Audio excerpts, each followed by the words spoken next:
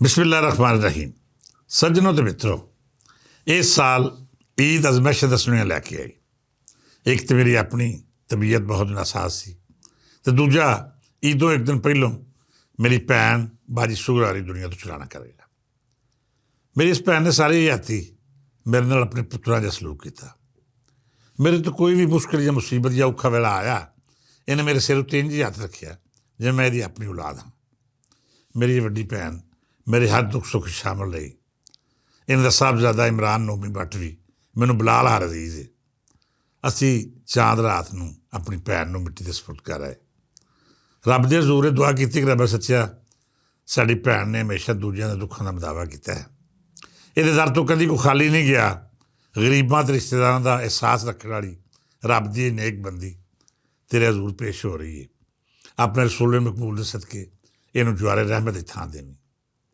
ईद के दिहाड़े मैं तो मेरी फैमिली अपने भांजे आतिफ रियान वाल भी गया, तो अपनी वड्डी भैन तो बेनोई मुहम्मद हुसैन भट्ट की इयादत की। उत्थे रियान भट्ट नाल पुरानियां यादां साझियां कीतियां।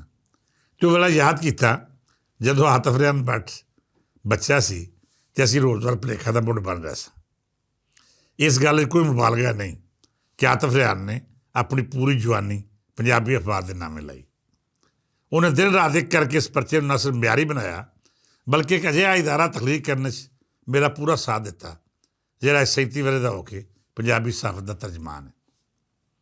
सच्ची गल आखां कि जेकर आतिफ रियान ना हुंदा तो शायद रोज़गार भुलेखा इन्हां मंजिलों तो अगा ना वधदा जिन्हां तक पढ़दे पढ़दे रोज़नामा सज्जन के साह पूरे हो गए सन। मैं पहले भी कई बार अर्ज़ की है कि पंजाबी सहाफत एक जनून ते इश्क का नां है।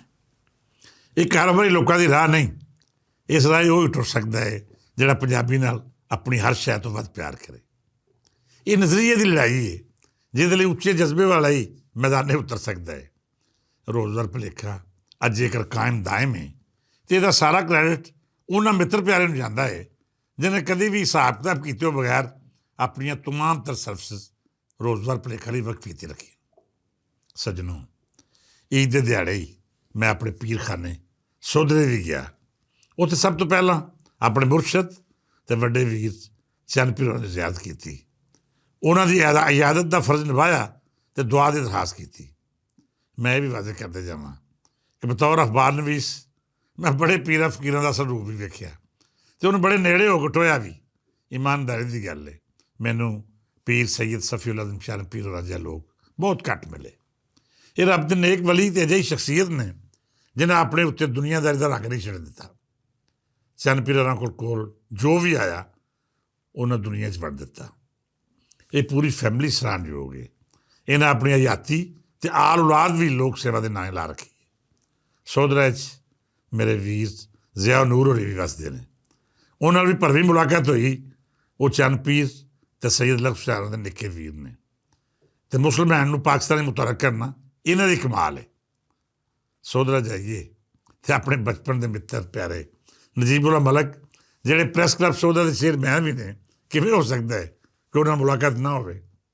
उन्हां दी बैठक बह के जिहड़ियां गल्लां होईयां उन्होंने माजी नूं मेरे सामने एक फिल्म वांग छुड़ा दिता। असीं बीते समय में होईयां मुलाकातां ते गल्लां बातां उंज याद आ गईयां जिवें इन्हां वेलियां ते मेरे विच दाइयां हाल नहीं, बल्कि सब अज भलक दी गल है। इत्थे ही वीर नईम कैसर नजमी होरी भी आ गया जिन्होंने मैं हमेशा मलक साहब दा जोटी वाल आखदा हाँ। दोवें एक दूजे के हमराज होने के नाल नाल दोस्ती की अजी मिसाल ने जिहड़ी मैनूं हर थां में फखर नाल दसदी है जेकर किसी कोल अजिहा मित्र होवे तो उन्होंने दुनिया में किसी भी सहारे की लोड़ नहीं होंदी। मैं इस गल उत्ते मान करता हाँ कि जिहड़ी सांझ अज तो 50 साल पहला शुरू हुई, वेला लंघण के नाल नाल उहदे विच अजिही मजबूती आई कि अज असीं एक दूजे तो बगैर नहीं रह सकते। सियाणे आखदे ने कि जेकर तुहाडा एक मुखलस दोस्त दुनिया में मौजूद रखता है तो तुसीं गरीब नहीं, तुसीं सोगवार तो दुखिया भी नहीं हो सकती, क्योंकि दुनिया का सब तो वड्डा आसरा तो सहारा वो गमखारी है जिहड़ी तुहानूं एक मुखलस दोस्त वालों लभदी है। मैं खुशकिस्मत हाँ कि मेरा एक नहीं कई अजिहा यार ने जिन्होंने मैं खलूस ते बेलोसी की कसौटी उत्ते परख सकता हाँ। मैं हमेशा इन्हां दी दुआ करता हाँ कि जिउंदे वसदे रहन ते हमेशा दुखों की धुप तो महफूज रहन। रब तआला इन्हां नूं अपने हिफ्ज़ो अमान विच रखे तो हमेशा ਤੱਤੀ ਹਵਾ ਤੋਂ ਬਚਾਏ। ਸੋ ਉਹਦੇ ਵਿੱਚ ਹੋਰ ਵੀ ਕਈ ਲੋਕਾਂ ਨਾਲ ਮੁਲਾਕਾਤਾਂ ਹੋਈਆਂ, ਜਿਨ੍ਹਾਂ 'ਚੋਂ ਸਿਕੰਦਰ ਮਲਕ, ਮਲਕ ਆਮਰ ਸਈਦ, ਮਲਕ ਰਜ਼ਵਾਨ, ਮਲਕ ਸ਼ਾਕਿਰ, ਮਲਕ ਆਮਰ ਜਲੀਲ, ਮਲਕ ਖਾਲਿਦ ਜ਼ਫਰ ਅਤੇ ਮਹਿਰ ਖਾਲਿਦ ਮੀਰੀ ਸ਼ਾਮਲ ਸਨ। ਇਹ ਸਭ ਉਹ ਮਿੱਤਰ ਪਿਆਰੇ ਨੇ ਜਿਹਨਾਂ ਤੋਂ ਬਗੈਰ ਮੈਂ ਮੁਕੰਮਲ ਮੁਦੱਸਰ ਇਕਬਾਲ ਭੱਟ ਨਹੀਂ ਬਣਦਾ। ਮਿੱਤਰ ਪਿਆਰਿਓ, ਈਦ ਦੇ ਦਿਨ ਅਹਿਮਦਨਗਰ ਹਾਜ਼ਰੀ ਦਾ ਮਕਸਦ ਆਪਣੇ ਵਾਲਿਦ ਮੁਹਤਰਮ ਅਤੇ ਵਲੀ ਕਾਮਲ ਹਜ਼ਰਤ ਸੂਫੀ ਗੁਲਾਮ ਭੱਟ ਦੇ ਕਦਮਾਂ 'ਚ ਹਾਜ਼ਰੀ ਦੇਣਾ ਹੁੰਦਾ ਹੈ। ਇਸ ਸਾਲ ਜਦ ਮੈਂ ਵਾਲਿਦ ਦੇ ਹਜ਼ੂਰ ਪੇਸ਼ ਹੋਇਆ ਅਤੇ ਮੇਰੇ ਨਾਲ ਬਲਾਲ ਵੀ ਸੀ ਅਤੇ ਪੋਤਾ ਫਾਤਿਹ ਮੁਹੰਮਦ ਵੀ। ਮੈਂ ਉਹਨਾਂ ਨਾਲ ਮੁਖਾਤਬ ਹੋ ਕੇ ਅਰਜ਼ ਕੀਤੀ ਕਿ ਅੱਬਾ ਜੀ, ਹੁਣ ਤੁਹਾਡੀ ਚੌਥੀ ਪੀੜ੍ਹੀ ਤੁਹਾਡੇ ਹਜ਼ੂਰ ਹਾਜ਼ਰ ਹੈ। ਤੁਹਾਡੀਆਂ ਦੁਆਵਾਂ ਦੇ ਤੁਫੈਲ ਰੱਬ ਸੱਚੇ ਨੇ ਮੈਨੂੰ ਉਹ ਸਭ ਕੁਝ ਅਤਾ ਕੀਤਾ ਜਿਹਦੀ ਮੈਂ ਤਮੰਨਾ ਕੀਤੀ। ਸਭ ਤੋਂ ਵੱਡੀ ਗੱਲ ਇਹ ਕਿ ਤੁਹਾਡਾ ਸ਼ੁਰੂ ਕੀਤਾ ਦਸਤਰਖਾਨ ਮੈਂ ਹਰ ਹਾਲਤ 'ਚ ਆਬਾਦ ਰੱਖਿਆ।